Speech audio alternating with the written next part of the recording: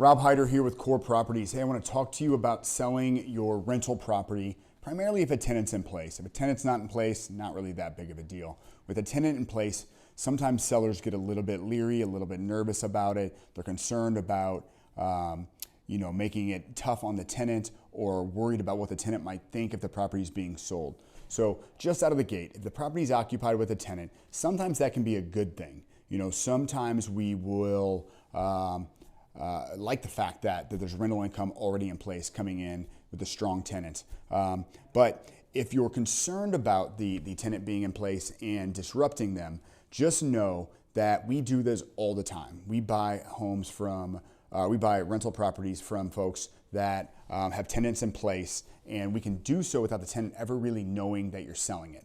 We can come in, give you an offer subject to us walking the property. So you don't have to disrupt the tenant before we even give you an offer to know if we're close on price.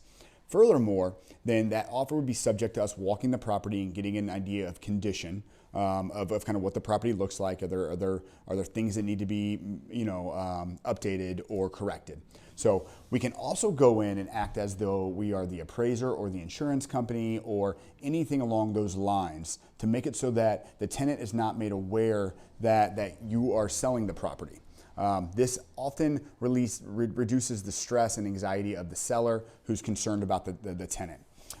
So that's one big step. In some instances, landlords are just tired and they don't want to necessarily own the rental property anymore, but the lease is still intact, or they don't want to be the ones that push the tenant out of the property. So we can handle it just like we just mentioned, or in any fashion that works best for you. And just know that we've handled it in many different ways, and we do this every single day.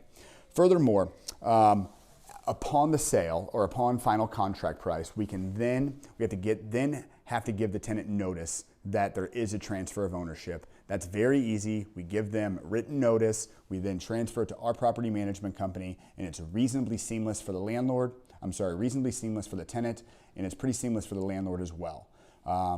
The title company handles the rent collection for the month of the property being sold.